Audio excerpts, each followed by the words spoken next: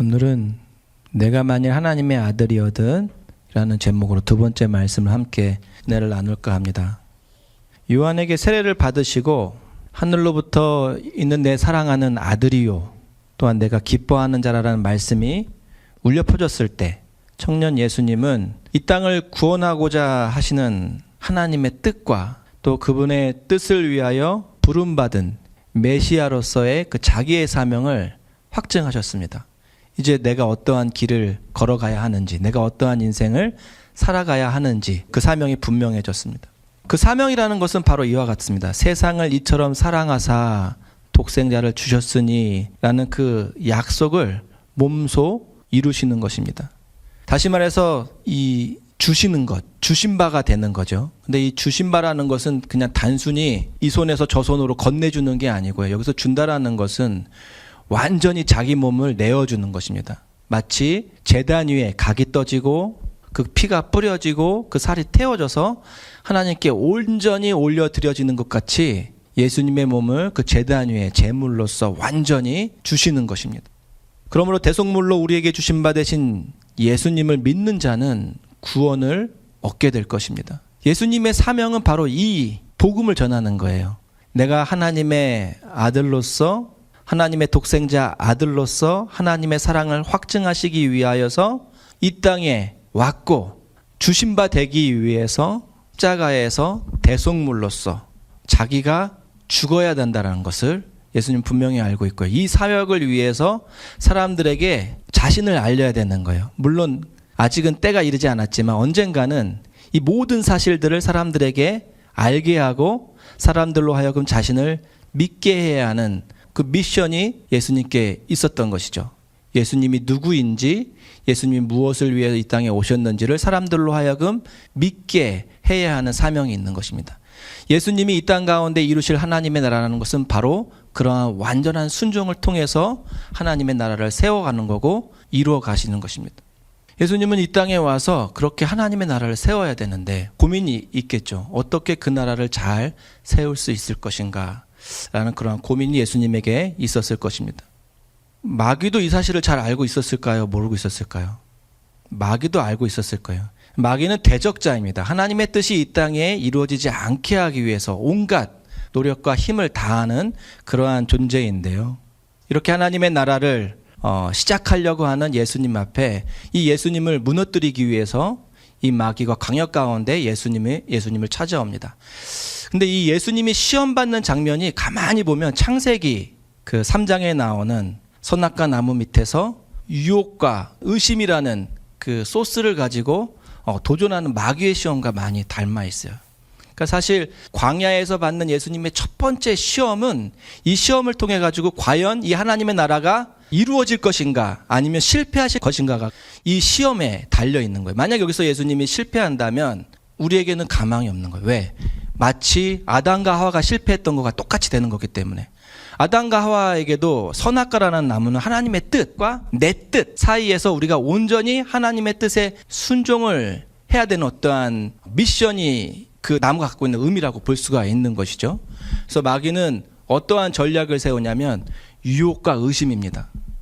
처음에는 보암직도 하고 먹음직스럽게 만드는 거죠. 그 열매를 바라볼 때에.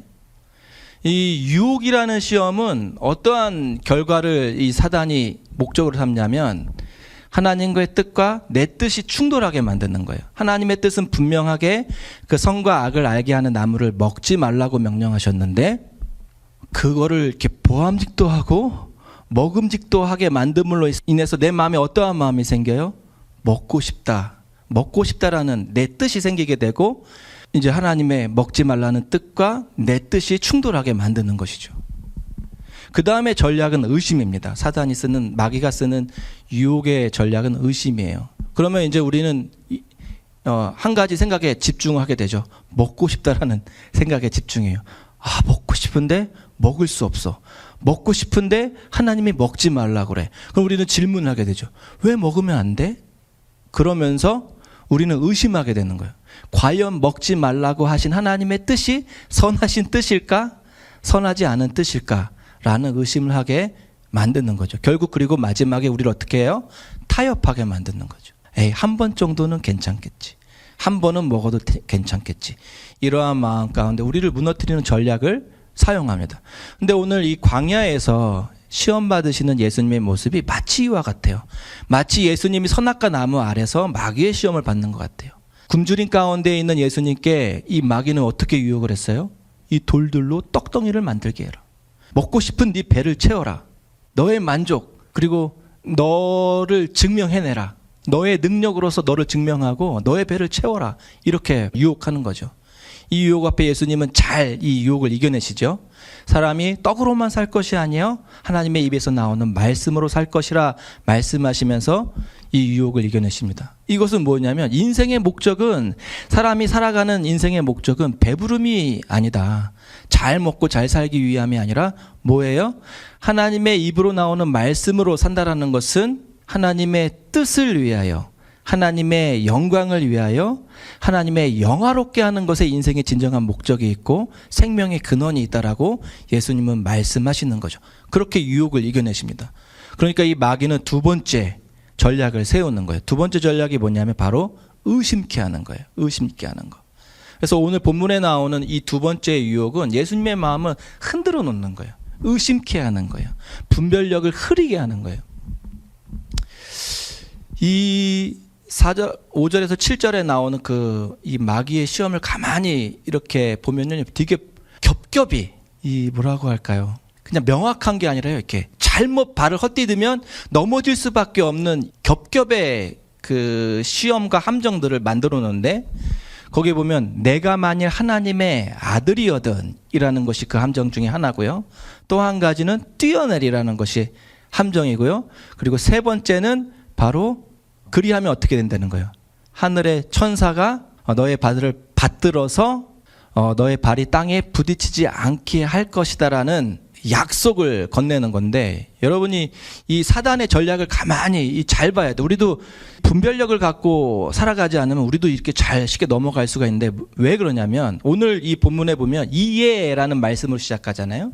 이해 마귀가 예수님을 어디로, 성전으로, 꼭대기로 이끌어 간다라는 말씀이 나오는데, 이해라는 말은 그러므로 그에 대응해서 예수님이 말씀으로 유혹을 이겨내는 어떠한 그런 모습을 보면서 사탄이 전략을 바꾸는 거예요. 이해. 이것으로 안 되니까 다른 전략을 쓰는데, 어떤 전략을 쓰냐면 하나님의 말씀으로 시험을 이겨내니까 어떻게 하냐면 하나님의 말씀으로 예수님을 유혹하는 거예요. 오늘 이 6절의 말씀은 그냥 사단이 그냥 꾸며내서 만드는 말이 아니에요. 이 말은 어디에 나오는 말이냐면 시편에 나오는 말씀이에요. 하나님의 약속의 말씀을 가지고 예수님을 유혹하는 거예요. 시편 91편 11절에서 12절의 말씀 한번 읽어볼까요? 시작. 그가 너를 위하여 그의 천사들을 명령하사 내 모든 길에서 너를 지키게 하심이라. 그들의 손으로 너를 붙들어 발이 돌에 부딪히지 아니하게 하리로다. 정확하죠? 마귀가 하고 있는 이 도전과 유혹이 누구의 말씀을 인용하고 있어요? 하나님의 말씀을 인용하고 있어요. 이게 겹겹이 이 함정들이 쌓여 있는 거예요. 만약에 예수님이 내가 만일 하나님의 아들이거든 이라는 말씀에 초점을 맞추게 된다고 한다면 어떤 함정에 빠지게 되냐면, 예수님이 이 땅에 오신 목적은 스스로가 하나님의 아들이심을 증명해내기 위함이 아니거든요. 예수님이 이 땅에 오신 이유는 하나님의 아들로서 하나님의 뜻을 확증하기 위해서 온 건데, 내가 거기에 초점을 맞추게 되면 다 무너지게 되는 거예요. 그렇지, 나 하나님의 아들이니까. 그러니까 당연히 능력을 쓸 수 있지. 내가 하나님의 아들이니까 당연히 하나님이 그렇게 해 주시겠지라는 마음 가운데 뛰어내리면 사단의 전략에 빠지게 되는 거죠. 두 번째, 뛰어내린다라는 게 그러면 왜 그렇게 안 되는 겁니까? 예수님은 하나님이시고 하나님의 어떤 능력을 갖고 있는데 성전 꼭대기에서 뛰어내리는 게 왜 그렇게 잘못된 일이란 말입니까? 라고 이야기할 수가 있겠죠. 뭐 그냥 내 힘 가지고 내가 힘을 쓴다는데, 내 능력이 있어도 내 능력을 쓴다는데 그게 뭐 그렇게 잘못이겠어요? 근데 여러분 잘 한번 생각해 보세요. 지금 사단이 처음에 예수님이 그 돌들을 떡덩이로 만들려고 하는 유혹은 예수님 혼자 사단과 1대1 가운데서 이렇게 이루어지고 있는 유혹과 시험이라고 볼 수가 있다면, 지금 예수님은 어디로 이끌림을 받고 있는 거예요? 성전, 거룩한 성전 꼭대기. 거룩한 성전에는 누가 많이 있을까요? 사람들이 많이 있겠죠. 하나님을 믿는 사람들이 많이 모여져 있는 곳이에요. 꼭대기라고 하면은 어떤 의미일까요? 누구나 다 볼 수 있어요. 누구나 다 저기 예수님이 누군가 있네. 다 볼 수 있어요. 감춰져 있는 장소가 아니라는 거예요. 근데 만약에 거기서 예수님이 뛰어내린다. 어떤 일이 벌어질까요? 그냥 거기 꼭대기만 있어도 모든 관심을 받게 될 건데 뛰어내리게 되면 사람들이 하면서 다 놀라면서 바라보게 될 것이죠. 근데 만약에 거기에서 예수님이 뛰어내렸는데 이 말씀처럼, 이 약속의 말씀처럼 천사들이 예수님의 발을 붙들어서 예수님의 발이 땅에 떨어지지 않게 하는 어떤 놀라운 기적의 역사가 나타나요. 그럼 어떤 일이 일어날까요? 마치 오병이어의 기적을 봤던 사람들이 예수님을 붙잡아서 임금을 삼으려고 했던 것처럼 예수님의 인기는 확 올라갈 것입니다. 예수님은 완전히 그냥 하루아침에 스타가 될 것입니다. 슈퍼스타가 되는 거죠. 이야, 이러한 능력이 있는 사람이었어? 나사렛 청년인 줄 알았는데, 나사렛에 볼품없는 청년인 줄 알았는데 얘가 정말 이렇게 신적인 능력을 갖고 있는 사람이었어? 라고 하면서 사람들이 예수님을 추종하고 예수님을 추앙하고 따르게 되었을 것입니다.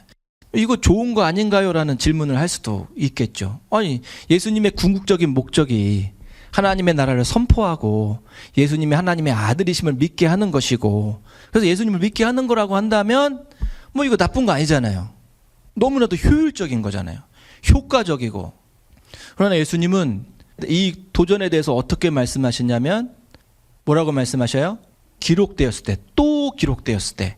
이것도 되게 흥미로운 거예요. 이 고수들의 싸움인 거예요. 말씀과 말씀으로 이렇게 막 싸우고 있는 거예요. 그러니까 고수들은 사실 막 요란하게 싸우지 않아요. 무협지 보시면 고수들은 칼을 뽑기 전부터 싸우잖아요. 압수를 읽으면서 막 이렇게. 지금 이게 되게 수준 높은 싸움을 하고 있는 거예요. 하나님의 말씀으로 공격하니까 하나님의 말씀으로 대응하면서 그 유혹들을 이겨내는데, 예수님은 또 기록되었을 때 주 너의 하나님을 시험하지 말라라고 이야기해요. 저는 말씀을 준비하면서 이 말씀이 너무나도 어려웠어요. 도대체 이게 왜 시험이지? 라는 그러한 질문의 답을 찾기 위해서 너무 많은 고민들을 했거든요. 자, 만약에 예수님이 정말로 그렇게 뛰어내려가지고 하면 이러한 효율적인 효과 있는 아주 그런 좋은 방법으로서 쉽게 예수님이 누구이신지, 그리고 사람들로 하여금 믿음을 얻을 수 있었을 것입니다. 그러나 그렇게 되면 어떻게 될까요? 예수님이 이룰 수 없는 한 가지가 있어요. 그것은 바로 하나님께서 뜻하셨던 십자가에서 완전히 자기를 내어주는, 이건 할 수가 없는 거예요. 사람들이 그렇게 하게 두지 않겠죠. 예수님을 붙잡아서 못하게 하겠죠. 이 마귀는 어떻게 유혹하고 있는 거냐면, 그래, 너 하나님의 아들이니까 세상 사람들에게 네가 하나님의 아들인 것을 마음껏 증명해. 그러나 고난과 십자가 없이 해. 고난과 십자가는 빼고 영광만을 가지고 그렇게 해. 라고 도전을 하고 있는 거예요. 이게 두 번째 감춰져 있는 함정이고요. 세 번째 함정은 이 시험이 되는 이유예요. 만약에 예수님이 왜 이 사실을 시험으로 이렇게 보시냐면, 지금 이 예수님이 응답하고 있는 기록되었으되라는 이 말씀, 주 너의 하나님을 시험하지 말라, 이 말씀은 어디의 말씀을 인용하고 있냐면 신명기 6장 16절의 말씀을 인용하고 있는데요. 이 신명기 6장 16절의 말씀은 출애굽기 17장의 이야기를 배경으로 갖고 있어요. 그건 뭐냐면 르비딤에서 이 출애굽한 이스라엘 백성들이 이제는 광야에서 목이 마르는데 물이 없는 거예요. 그러니까 이 사람들이 모세를 원망하면서 막 모세를 돌로 쳐서 죽이려고 해요.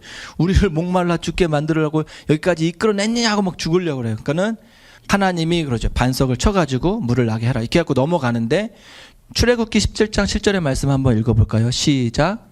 그가 그곳을 이름을 마사 또는 무리바라 불렀으니 이는 이스라엘 자손이 다투었으며 또는 그들이 여호와를 시험하여 이르기를 여호와께서 우리 중에 계신가 안 계신가 하였음이더라. 자, 하나님의 약속의 말씀이 있었잖아요. 너가 하나님의 아들로서 그 모든 길 가운데 너의 발이 땅에 부딪히지 않게 보호해 줄 거라는 어떤 생명의 약속이 있잖아요. 이 약속을 있기 때문에 약속을 믿고 뛰어내릴 수 있어요. 근데 뛰어내리는 순간 그게 하나님을 의심하는 것이 될 수가 있다라는 거예요. 만약에 뛰어내렸어요. 하나님이 정말로 예수님을 이렇게 발을 붙들어 주셨어요. 그러면 뭐가 생길까요? 확신은 들 수 있어요. 그렇지만 그 확신을 갖는 순간 우리는 내가 의심했다는 사실도 부정할 수가 없는 거예요. 내가 그것을 경험하게 됨으로써 확신을 했다라는 것은 내가 하나님을 의심했다라는 말씀이 되는 거기 때문에 과연 하나님이 나를 위하여서 역사하실 것인가 안 할 것인가 라는 어떠한 마음 속에서 하나님으로 하여금 역사할 수밖에 없게끔 나를 던지는 것, 이거는 어떤 면에서는 믿음이 좋아 보이는 것 같지만 어떤 면에서는 하나님을 조종하는 거거든요. 내가 이 말씀을 근거로 해갖고 하나님 당신의 선하심을 나한테 한번 나타내 보십시오. 하나님은 선하신 하나님이니까 약속대로 나를 한번 붙들어 주십시오라고 하면서 내 욕망대로 내 마음대로 하나님을 어떻게 조정하고자 하는 그러한 마음이 그 마음 속에는 있는 것입니다. 작은빛 교회를 시작하면서 제가 농담 같지만 늘 말하잖아요. 우리 교회는 부흥을 꿈꾸지 않습니다. 근데 어떤 목사가 부흥을 꿈꾸지 않겠어요. 저도 우리 작은빛 교회가 정말로 그 말씀대로 우리 표가 있잖아요. 함께 할 때 더 빛나고 함께 할 때 더 아름다운 작은빛 교회. 우리 교회는 함께 할 때 빛나고 함께 할 때 아름답기 때문에 우리는 더 많은 작은 빛들이 모여야 돼요. 예, 꿈을 꿔요. 그러나 그렇게 하는 이유는 제가 이 유혹에 넘어가지 않기 위해서, 초심을 붙잡기 위해서 선언을 하는 거거든요. 오늘날 이 교회들이 하나님의 일이라는 어떤 거룩한 명분 가운데 자신들의 욕망을 채우는 일들을 너무 많이 하고 있어요. 이 교회뿐만이, 이 교회를 비판하는 것은 어느 교회를 비판하는 게 아니라 우리 믿음의 삶을 비판하는 거예요. 저를 포함해서. 하나님의 말씀 가운데서는 약속들의 말씀이 너무나도 많죠. 우리에게 복을 허락하는 말씀들이 많아요. 시편 91편 11절 12절의 말씀도 그러지만 마태복음 6장 33절 먼저 그의 나라와 그의 의를 구하라. 그리하면 이 모든 것을 너희에게 더하시리라. 그리고 또 어떤 말씀이 있어요? 축복을 약속하는 말씀. 내 이름을 위하여 집이나 형제나 자매나 부모나 자식이나 전토를 벌인 자마다 여러 배를 받고, 그리고 마태복음 7장 7절에 보면 구하라 그리하면 너희에게 주실 것이요 찾으라 그리하면 찾아낼 것이요, 이런 말씀도 있고요. 또 요한복음 14장 14절에 보면 내 이름으로 무엇이든지 구하면 내가 시행하리라. 마태복음 18장 19절에는 두 사랑이 땅에서 합심하여 무엇이든지 구하면 하늘에 계신 내 아버지께서 그들을 위하여 이루게 하시리라. 누가복음 6장 38절입니다. 주라 그리하면 너희에게 줄 것이니 곧 후히 되어 누르고 흔들어 넘치도록 하여 너희에게 안겨주래. 우리가 너무나도 사랑하는 말씀들이에요. 오직 믿음으로 구하고 조금도 의심하지 말라. 온유한 자는 복이 있나니 그들이 땅을 기업으로 받을 것이요. 우리가 너무나도 사랑하고 암송하는 말씀들입니다. 근데 우리가 이 말씀을 적용할 때에 분별력이 필요한 거예요. 우리가 분별함 없이 그냥 이 말씀을 품고 신앙을 생활하게 되면 마치 사단이 내가 만일 하나님의 아들이어든 뛰어내리라는 도전 속에 우리가 스스로 빠지는 것 같이 될 수가 있다라는 것입니다. 하나님, 내가 하나님의 자녀니까, 내가 이렇게 하나님의 말씀을 붙들고 기도하니까 하나님 이루어 주세요라고 하면서 하나님을 시험할 수 있는 믿음이 될 수가 있다라는 거예요. 이 모든 약속의 말씀이 그럼 거짓입니까? 아니요, 사실이에요. 진리예요. 그런데 중요한 포인트는 뭐냐면 우리가 하나님의 뜻대로 행할 때, 이 모든 것을 준다라는 거예요. 그러니까는 먼저 그의 나라와 그의 의를 구하라 그리하면 이 모든 것을 너희에게 더하시리라고 할 때, 우리가 하나님의 나라와 의를 구할 때에 그 나라와 의를 구하는 가운데 우리에게 필요한 모든 것들을 주시겠다는 거거든요. 하나님의 뜻이 이 땅 가운데 이루어지는 일에 있어서 필요한 모든 것을 우리에게 채워주시겠다는 말씀인데, 우리는 그런 건 다 이렇게 뒤쳐놓고 뭐에 집중을 해요? 모든 것을 주겠다, 2배로 주겠다, 뭐 구하는 것을 다 주겠다, 이것만 우리가 이렇게 빠져가지고 그것들을 구하며 신앙생활을 합니다. 교회도 마찬가지예요. 교회가, 이거는 저의 어떤 좀 상처일 수도 있는데, 그래서 이거 온전한 이건 진리는 아니에요. 그냥 내 상처예요. 상처인데 저는 비전이라는 말을 별로 좋아하지 않아요. 비전, 부흥 이런 말을 별로 좋아하지 않아요. 왜냐하면 비전은 좋은 말인데 우리가 너무 악용했어요. 나의 욕망을 비전으로 이렇게 포장해가지고 너무나도 그것들을 많이 사용했어요. 교회들이 그랬어요. 자신들의 어떤 욕망, 크고자 하는 욕망, 하나님의 아들로서 어떤 큰 효율적이고 능력 있는 것들을 가지고 하나님의 나라를 확장해 보려고 하는 유혹들, 이것들을 비전에다 담아가지고 우리가 너무 많이 악용을 했고요. 나의 뜻을, 그 욕망에 찬 나의 뜻을 하나님의 뜻으로 이렇게 포장해가지고, 왜냐하면 마귀처럼 이 말씀들을 가지고 막 이렇게 해가지고, 야, 하나님 이렇게 말씀하셨으니까 우리가 이렇게 해야 됩니다. 하나님이 이렇게 약속하셨으니까 우리가 믿음으로 해야 됩니다. 8, 90년대에 이런 사기를 많이 쳤어요. 하나님이 약속하셨으니까 먼저 그의 나라와 의를 구해야 되니까 먼저 당신이 집을 살려고 모아놨던 모든 그 전세금 뭐 이런 것들 일단 하나님께 다 드려야 된다. 우리는 순수한 마음 가운데 드렸죠. 물론 그 드림 가운데서도 하나님은 그 순수한 믿음을 보시고 그 사기꾼들 말 말고 그 순수한 믿음을 보시고 역사도 하셨긴 했지만 우리가 너무나도 그렇게 악용을 해왔던 것이죠. 저는 그래서 우리 작은빛 교회가 이러한 유혹과 시험 앞에서 분별할 수 있는 믿음을 가질 수 있기를 원합니다. 그래서 하나님의 말씀을 내 임의대로 해석하거나 내 욕망을 채우기 위해서 어떤 근거 삼는 말씀이 아니라 정말로 하나님의 나라와 하나님의 뜻을 이루기 위해서 그 말씀을 붙잡고 살아갈 수 있는 우리 작은빛 교회가 될 수 있었으면 좋겠습니다. 그래서 저는 부흥을 꿈꿔요. 부흥을 꿈꾸지만 우리의 욕망을 채우기 위한 부흥 말고요. 그리고 마치 성전 꼭대기에서 뛰어내리는 듯한 어떤 큰 능력을 가지고 하나님의 나라를 하기 위해서 부흥을 꿈꾸는 교회 말고요. 정말로 작은 빛들이 모여가지고 그 빛들이 함께 모여서 아름답고 큰 밝은 빛을 비춰내는 그러한 부흥을 꿈꿉니다. 하나님의 말씀을 분별하고 하나님의 말씀에 순종하면서 우리 앞에 늘 보이지 않는 사탄의 모습으로 이 현실이라는 광야 속에 우리를 유혹하기도 하고 우리를 의심케 하기도 하는 그 사단의 시험을 잘 이겨낼 수 있는 저와 여러분이 될 수 있기를 주님의 이름으로 소망합니다. 기도하시겠습니다.